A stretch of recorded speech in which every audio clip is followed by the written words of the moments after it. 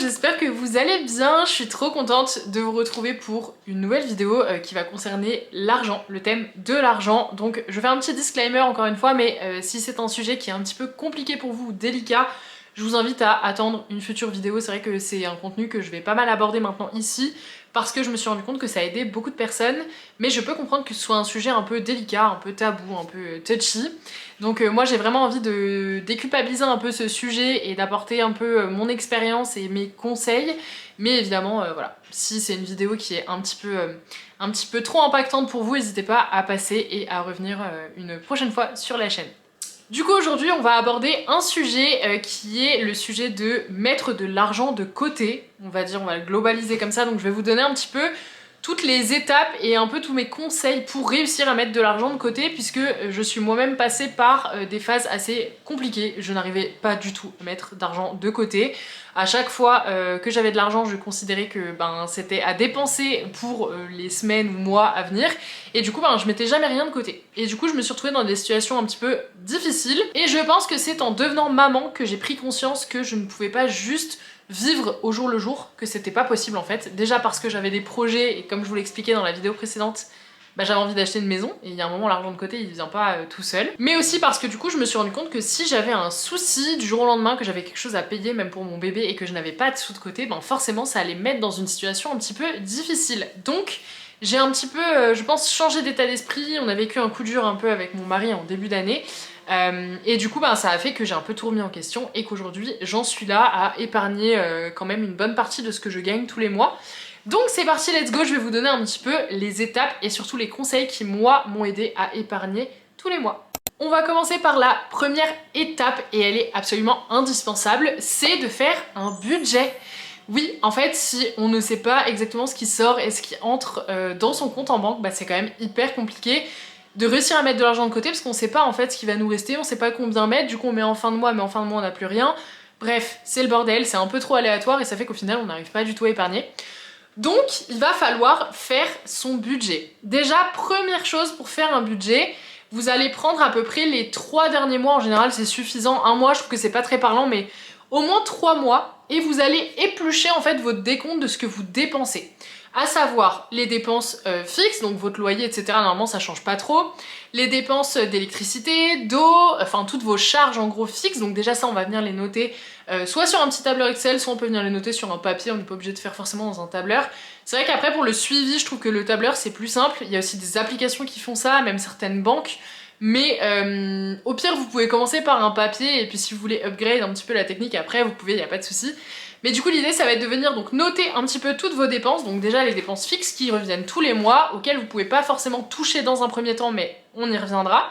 Et ensuite vous allez venir noter toutes vos dépenses un peu variables, quand vous avez été acheter à manger dehors, quand vous avez acheté des vêtements, quand vous êtes sorti, quand bref, vous voyez toutes ces dépenses en fait qui sont un petit peu variables et au final que vous n'avez pas forcément quantifié mais que vous faites au moment où vous en avez l'envie ou besoin.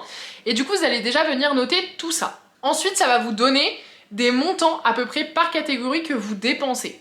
Donc ça va déjà vous permettre d'estimer pour votre budget le montant par la suite, mais ça va aussi vous permettre de un petit peu vous rendre compte de ce que vous dépensez, puisque parfois on a vraiment l'impression qu'on dépense pas grand chose et on se retrouve à la fin du mois avec le compte à 0 voire au négatif juste parce qu'on n'a pas fait gaffe et en fait on s'est pas rendu compte qu'on dépensait plein de petites sommes par-ci par-là. Donc ça peut passer par des petites dépenses, des petits fast-food ou des petites sorties. Ça veut pas dire du tout qu'on va les arrêter, pas du tout, on va en reparler dans le budget, mais l'idée c'est simplement d'avoir conscience de ce qu'on dépense et d'associer en fait une somme prévue pour, histoire de pas culpabiliser, de quand même profiter tout en atteignant l'objectif de pouvoir mettre de côté. C'est un petit peu tout un stratagème de tout associer, mais en vrai ça se fait très bien. Et l'idée ça va être aussi de repérer un petit peu les dépenses futiles qu'on fait et qu'on se dit en fait ça j'aurais pu ne pas le faire, ou ça m'a servi à rien, ou je paye un abonnement pour rien et au final je dépense de l'argent inutilement tous les mois. Le fait d'éplucher un peu son compte bancaire, en fait, ça permet de se rendre compte de ses dépenses réelles et de pouvoir ensuite réajuster par rapport à ce qu'on voudrait réellement dépenser, épargner, etc. Donc une fois qu'on a noté toutes ces dépenses, on note aussi toutes ces entrées d'argent, puisqu'évidemment c'est comme ça qu'on va réussir à faire ses comptes et à voir combien est-ce qu'on peut placer. Donc vos différentes rentrées, si vous avez plusieurs rentrées d'argent, ou simplement le salaire, enfin peu importe, tous vos revenus, en fait, tout ce qui vous rapporte de l'argent, les aides, le salaire, si vous avez une activité à côté, si vous avez, je sais pas moi, vous percevez un loyer, peu importe, vous allez tout venir noter et comme ça vous allez avoir vos dépenses fixes, vos dépenses variables et vos entrées d'argent. C'est important d'avoir tout sur une même feuille pour se rendre compte réellement de ce qu'on gagne et de ce qu'on dépense. Une fois que vous allez avoir noté tout ça, donc on va venir faire notre budget et donc définir vraiment par catégorie ce qu'on veut dépenser. C'est important aussi puisque du coup vous allez ensuite pouvoir répartir l'argent de sorte à ce qu'il y ait des sommes vraiment prévues pour chaque catégorie. Donc typiquement les courses, les sorties, ce qui va être santé par exemple. Moi je sais que je mets 10 € par mois de côté pour la pharmacie. Parce que des fois j'ai des petits trucs à acheter pour Edouard ou autre et que j'avais pas forcément prévu et au pire c'est pas grave si c'est pas dépensé, je le mets dans mon épargne à la fin du mois. On va avoir ce qui est catégorie, je sais pas moi, restaurant, si vous comptez ça en dehors des sorties qui peuvent être un cinéma, un bowling, une soirée, j'en sais rien. Vous allez avoir vos propres catégories en vrai, le sport, voilà. Donc faites en fait des catégories et répartissez l'argent de la façon dont vous le souhaitez. Vous faites comme vous voulez après avec votre argent pour, je sais pas, vous acheter des fringues ou autre. Et vous allez en fait répartir de sorte à pouvoir dégager quand même une petite épargne. Donc l'idée c'est de pouvoir à la fin du mois vous dégager, même si c'est 20 € en fait, une petite somme que vous allez pouvoir placer tous les mois. Je sais que c'est toujours plus satisfaisant de dégager 100, 200, 500 €, mais c'est pas toujours possible.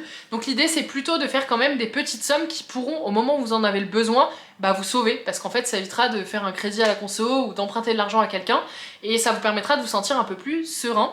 Donc même si c'est 20 €, c'est pas grave, mais vraiment vous faites votre budget par catégorie et ce qui vient rester à la fin, qui est supplémentaire à tout ce que vous avez dispatché en fait dans les catégories, vous allez l'attitrer à votre épargne. Votre épargne, moi je vous conseille d'ailleurs de la mettre sur un livret A ou quelque chose qui est accessible très rapidement. On va pas chercher à faire fructifier cet argent, on va pas faire de placement financier ou autre, simplement l'avoir de côté mais séparé de son compte bancaire principal, histoire qu'elle ne soit pas dans les dépenses de la vie courante, mais quand même qu'elle soit présente et qu'on puisse aller piocher dedans si on a besoin. Ça sert à ça une épargne de sécurité, c'est que si on a un coup dur, quelque chose, une dépense qu'on n'avait pas prévue, plutôt que de se mettre dans l'embarras, on va venir piocher là-dedans. Ensuite, la deuxième étape, une fois qu'on a fait son budget et qu'on sait exactement ce qu'on va venir mettre dans son épargne, c'est de se faire son virement en début de mois. Et oui, en fait, il faut vous payer en premier parce que si on attend la fin du mois pour mettre ce qui reste sur le compte de côté, on se connaît, on sait très bien qu'il reste rien du tout et qu'au final, on met rien du tout. Je vous jure, j'ai dit ça pendant des années, hein. J'ai dit que je mettrais ce qui restait sur mon compte à la fin du mois de côté et en fait, j'ai jamais rien mis de côté. Donc, c'est vraiment important de le faire en début de mois et de prendre en fait l'argent que vous avez déterminé comme épargne au début du mois et de la mettre donc sur un autre compte. Il va y avoir plusieurs tips que je vais vous donner qui peuvent vous aider parce que moi je sais qu'au début je le mettais dans mon livret A mais je retournais les chercher. Donc je vais vous donner 2-3 conseils qui m'ont moi aidé à ne pas aller repiocher dedans. Alors première chose déjà, ce qui va vous aider à ne pas aller repiocher dedans, c'est d'avoir un budget donc bien attitré par catégorie pour ce que vous avez besoin de dépenser. Donc de garder en fait de l'argent pour vos plaisirs, etc. de sorte à ne pas se sentir frustré ou limité. Sinon c'est ça qui fait que vous allez aller repiocher dedans. Donc déjà première chose, l'épargne de sécurité, c'est bien d'en avoir une du coup et de mettre de l'argent un peu de côté tous les mois, mais il faut quand même se garder des plaisirs parce que si vous êtes vraiment en mode je dépense juste pour mes courses, je m'achète que du riz, du poulet, je fais aucune sortie, enfin vous voyez, vous réduisez tout au minimum, et ben ça va être très compliqué du coup de ne pas aller repiocher dedans parce que vous allez être trop tenté. Donc déjà, première chose, on fait un budget qui nous permet de garder des sorties, des plaisirs, des choses du moins qui nous font plaisir au quotidien et on ne supprime pas tout. Sinon, c'est le meilleur moyen de craquer et d'aller repiocher dans l'épargne. Deuxième chose, si on souhaite placer donc l'argent sur son livret A, moi ce que j'ai en fait c'est que sur mon compte, je vous donne un petit peu mon exemple et je vous mettrai une capture d'écran, mais en gros sur mon compte j'ai plusieurs comptes. C'est-à-dire que j'ai mon compte perso, j'ai le compte joint avec Valentin et j'ai le compte joint de notre boutique de bijoux. Donc j'ai en fait 3 comptes. Ce qui fait que mon livret A il est en dessous et qu'en fait il est un peu caché et que je ne le vois pas. Donc en fait je ne vois pas l'argent qu'il y a dessus. Donc ça déjà première chose.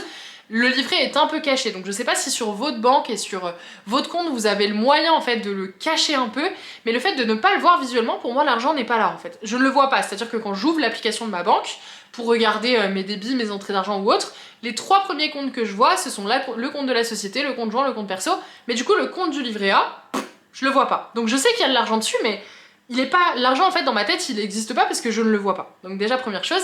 Et la deuxième chose que j'ai faite pour ne pas le voir, c'est que j'ai caché le petit montant, vous savez, qui est en haut.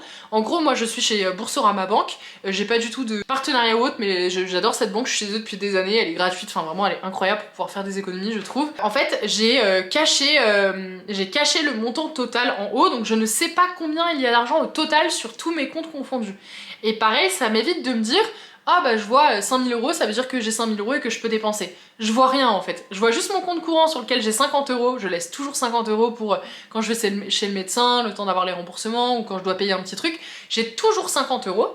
Ensuite j'ai l'argent du compte courant sur lequel on va faire les dépenses pour les courses, pour le loyer, bref c'est de l'argent auquel on ne touche pas pour les sorties ou autres puisque c'est de l'argent qui est défini pour nos charges fixes. Et ensuite j'ai le compte des bijoux où je sais que j'y touche pas parce que c'est ma trésorerie, etc. Et quand il y a de l'argent supplémentaire, on l'envoie directement dans l'épargne. Donc en fait je n'ai pas d'argent en rab si vous voulez. Tout est placé et je ne les vois pas. Donc ça c'est vrai que ça m'aide beaucoup. Si vous n'avez pas la possibilité de cacher, moi ce que je peux vous recommander c'est d'avoir un deuxième compte sur une autre banque. Ça peut être un truc qui peut vous aider. Donc si vous pouvez ouvrir un autre compte en banque et mettre votre livret A dessus par exemple, ça peut être chouette, sachant que le livret A c'est sur un seul compte bancaire, donc c'est peut-être pas forcément, enfin vous pouvez en ouvrir un que dans une seule banque. Donc c'est peut-être pas forcément le meilleur truc si c'est pas votre banque principale, ça peut être un peu compliqué à gérer, mais en vrai c'est une solution si vous pouvez pas cacher votre livret A. Pour éviter de le voir, et c'est d'avoir l'argent stocké ailleurs. Donc moi je vous recommande vraiment Boursorama pour ça parce que franchement c'est trop bien. Vous pouvez ouvrir autant de comptes que vous le voulez entre les deux qui vont cacher le livret A et c'est gratuit. Donc vraiment ça je trouve ça génial. Je vous mets d'ailleurs un code pour vous inscrire si jamais. Je suis pas en partenariat avec eux mais je crois que ça peut nous faire des offres de parrainage d'un côté comme de l'autre. Donc dans le doute, je vous le mets en description. Et puis franchement cette banque, je trouve que c'est trop bien parce que toutes les dépenses sont en instantané et tout, donc du coup on voit vraiment le solde réel. Au moment où on dépense, on s'en rend pas compte 3 jours après et je trouve que ça aide aussi à s'organiser, à savoir précisément ce qui rentre, ce qui sort, etc. Vous avez même un petit organigramme avec vos dépenses résumées par mois, par catégorie. Donc ça c'est pas mal, moi je l'utilise pas, mais en vrai si vous voulez l'utiliser et directement catégoriser vos opérations dans l'appli, ça peut aussi être une solution. Troisième étape, on va venir répartir l'argent donc on n'a pas gardé pour mettre dans notre livret A, donc pour notre épargne, on va venir répartir ça sur différents comptes ou pochettes ou autres, peu importe, je vais vous expliquer un petit peu comment nous on s'organise, comme ça va peut-être vous aider. Typiquement, tout ce qui va être dépenses de la vie courante pour les charges fixes, à savoir le loyer, l'électricité, la crèche, internet, l'eau, vous voyez tous ces trucs qui sont récurrents mais qui sont toujours les mêmes montants. On va utiliser notre compte joint. Donc comme je vous le disais, on a un compte joint sur Boursorama sur lequel tous les deux on vient mettre notre argent. Donc en fait, nos salaires tombent dessus, on met tout dessus et ensuite on répartit. Pour nous c'est un peu plus simple de faire comme ça. Mais peu importe, on s'en fiche d'où vient l'argent, après vous répartissez comme vous voulez. Et sur ce compte, on laisse donc tout ce qui est charges fixes et courantes. Sachant qu'actuellement, on met aussi les courses, mais ça je vais changer pour le mois à venir, là sur le mois de mai. On va faire un peu différemment et je vais vous expliquer aussi après ce que j'utilise d'autres. Mais du coup, on va faire un peu différemment. Mais voilà, donc pour tout ce qui va être charge de la vie courante, on va utiliser notre compte joint. Ensuite on va avoir nos comptes perso, on fait un peu ce qu'on veut. Moi comme je vous disais, je laisse juste 50 euros pour quand je vais chez le médecin ou autre. En fait c'est de l'argent qui m'est retourné ensuite, mais ça permet d'avoir une somme en fait pour transiter quoi. Valentin je crois qu'il laisse son argent perso dessus, je vais y venir, mais voilà. Moi je ne laisse rien, seulement 50 euros du coup que j'utilise pas. Et ensuite on a du coup nos pochettes sur Revolut. Voilà, donc Revolut, pareil, je suis pas sponsor du tout mais j'utilise ces comptes depuis des années, c'est gratuit aussi et je trouve ça mais tellement pratique. Alors déjà dans notre cas on vit à côté de la Suisse, donc d'avoir une carte qui nous permet de payer dans d'autres pays sans frais, c'est vrai que ça change tout parce que du coup quand on doit payer en francs suisses, ça nous permet de pas tirer d'argent d'espèces et de ne pas prendre de frais sur nos comptes bancaires. Mais je trouve ça aussi hyper pratique visuellement. Donc je vais vous montrer un petit peu comment est-ce que j'ai organisé ça. Donc on ouvre l'application Revolut. Je vais vous mettre aussi un petit lien de parrainage en description si jamais vous voulez créer un compte chez eux, c'est vraiment trop pratique, moi j'adore. Donc déjà on peut faire des investissements, on peut faire un peu tout ce qu'on veut là-dessus, mais on va pas utiliser ça. Donc moi j'ai deux comptes, j'ai mon compte perso, donc il y a 0 € dessus. J'ai un compte personnel en francs suisses. J'ai également la somme de tous mes comptes qui est résumée. Ensuite, je vais avoir mon argent perso. Donc mon argent perso, c'est quoi? C'est en fait dans mon budget, tous les mois, je m'envoie 100 € sur ce compte-là et j'en fais ce que je veux. Voilà, j'en fais absolument ce que je veux, c'est de l'argent pour moi, si j'ai envie de m'acheter du maquillage, si j'ai envie de me payer une place de concert, si j'ai... C'est du kiff, voilà. Alors moi j'ai déterminé 100 € parce que je suis pas très dépensière en fait et j'ai... Enfin, j'ai pas besoin de grand chose quand je m'achète des vêtements, même ça va être de la seconde main. Enfin, je sais que je dépense pas grand chose. D'ailleurs, vous voyez, là j'ai 200 parce que ça fait 2 mois que j'ai rien acheté. Donc bah, j'ai juste cet argent là qui est là et qui attend d'être utilisé. Je sais que quand je vais faire des cadeaux aussi, par exemple à Valentin, je vais utiliser... J'ai une autre pochette pour les cadeaux en général, mais pour les cadeaux de Valentin, je vais prendre dans mon argent perso, parce que ça me fait trop plaisir de faire des cadeaux. Et du coup, on s'est dit qu'on utilisait notre argent perso pour se faire des cadeaux, et que du coup, ça nous obligeait à nous faire des petits cadeaux, parce qu'avec Val, on est du genre à se faire des cadeaux à 1000 balles pour un anniversaire, et du coup, bah, au final, on crame beaucoup d'argent, donc comme on estime qu'on a besoin de rien, et ben on va utiliser du coup l'argent qui est là pour se faire des petits cadeaux. Mais voilà, donc dans les 200 € là que j'ai, soit je peux m'acheter quelque chose, soit je peux lui offrir un truc. Ce qui est sûr, c'est que je vous avoue que j'ai du mal à les dépenser. Là, on va rentrer dans un autre sujet, mais j'ai beaucoup de mal à les dépenser parce que comme je sais que j'ai que ça, entre guillemets, et que je me fais chier à mettre de côté machin, j'ai pas envie de les dépenser dans un truc futile. Donc je vous donnerai aussi mes conseils dans la prochaine vidéo sur comment ne pas tout cramer. Mais en gros j'ai un peu de mal à les dépenser, donc pour l'instant ils s'accumulent et puis au moment où je voudrais m'acheter un truc réfléchi, je le ferai. Ensuite on va avoir notre compte joint, joint de couple, donc ça c'est l'argent qui nous sert pour nos sorties. Donc en fait on a un compte joint sur Revolut où quand on va au resto ou autre, et ben, on utilise ce compte là pour payer. Donc là par exemple il reste 64 €, on est à la fin du mois, c'est cohérent quoi, on est le 21 avril donc c'est plutôt cool, on peut encore se faire un petit resto si on veut. Ensuite on a la pochette joint cadeau, donc ça c'est ce qu'on utilise pour nos proches. Quand on veut faire un cadeau, que ce soit à Noël, que ce soit pour un anniversaire ou autre, on va venir piocher dans cette enveloppe là cadeau, sachant qu'on met 75 € par mois. Donc là vous voyez j'ai un peu moins parce que j'ai dépensé 15 € je crois pour la fête des mères. J'ai envoyé de l'argent à ma petite sœur pour son anniversaire, je sais plus combien, mais bref, du coup en fait elle se vide et elle se remplit un peu tous les mois, mais là on a encore 40 € qu'on avait mis sur les mois d'avant, et bah vous voyez là en début de mois de mai on va remettre 75 et du coup ça s'accumule, et c'est vrai qu'au moment des fêtes de fin d'année, bah, je trouve que c'est chouette d'avoir une petite épargne cadeau de côté, ça évite en fait de se mettre dans le rouge sur un mois, sachant que c'est de l'argent qu'on a épargné un peu tous les mois. Donc nous on a fait les comptes et on a vu que 75 € par mois sur une année ça suffisait normalement, et puis s'il y a besoin de rajouter un petit peu à ce moment-là, on sait qu'on a aussi le 13e mois de Valentin qui tombe à ce moment-là, donc peut-être qu'on utiliserait une partie, je sais pas encore, mais voilà, en tout cas on s'organise comme ça.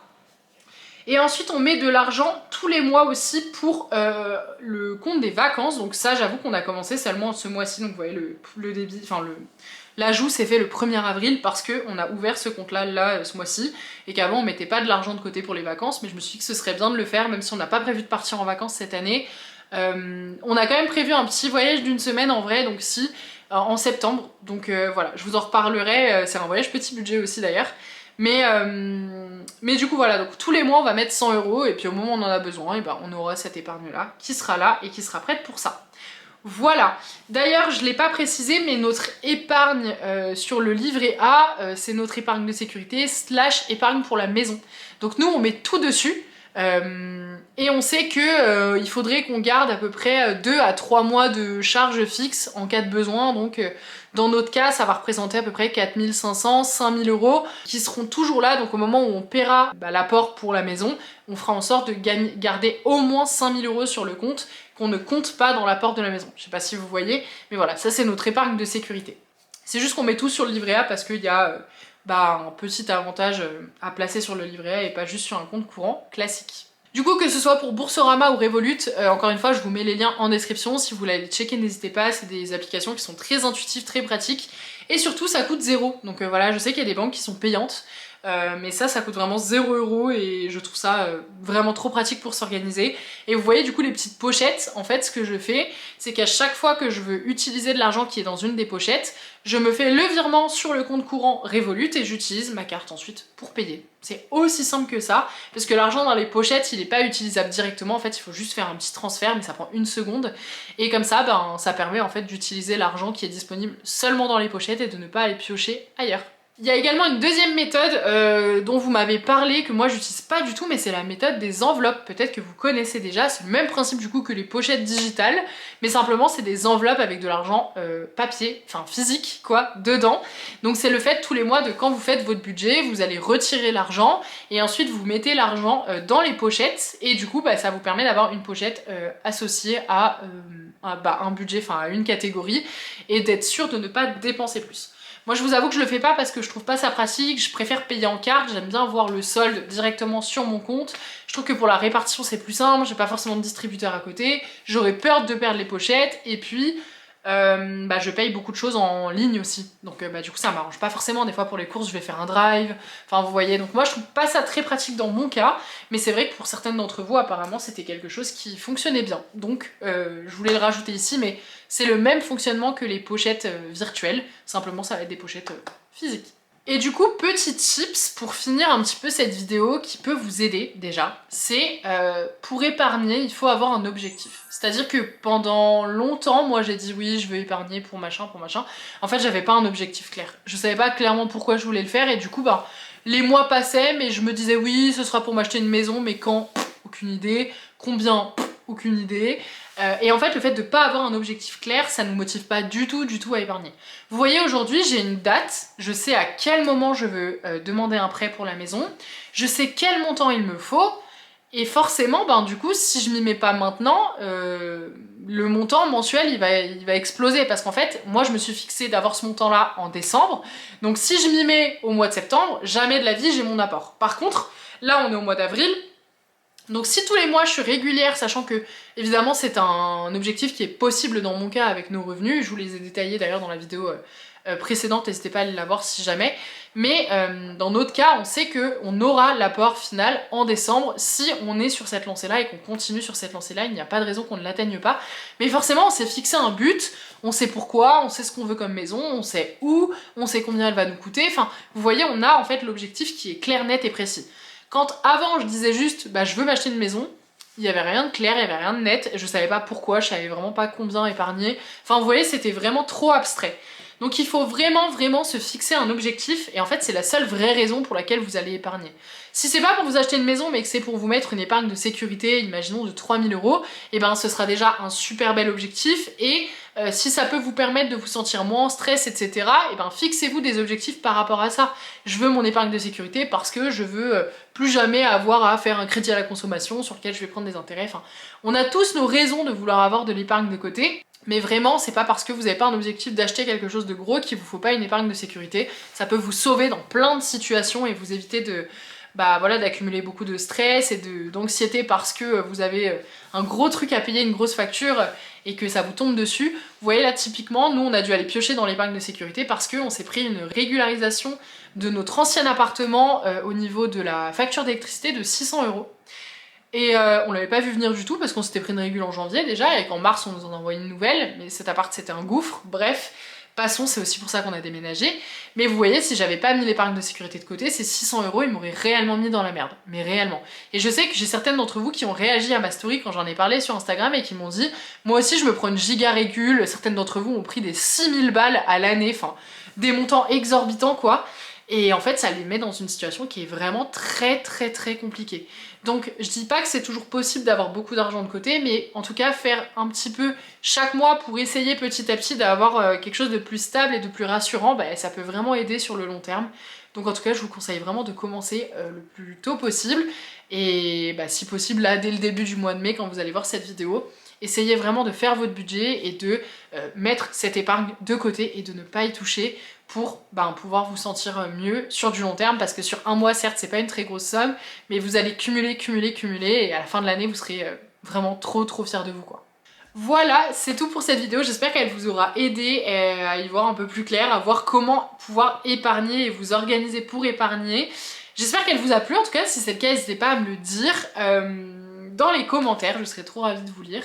Pour la semaine prochaine, je vous prépare une petite vidéo sur comment est-ce que je fais pour moins dépenser dans chaque catégorie, comment est-ce que j'ai optimisé, comment voilà, je fais pour payer le moins cher possible mes abonnements, etc., etc. Donc voilà, ça va être une vidéo aussi qui va pas mal vous aider à réduire vos dépenses. C'est encore autre chose, mais du coup ça fait partie du même lot de vidéos.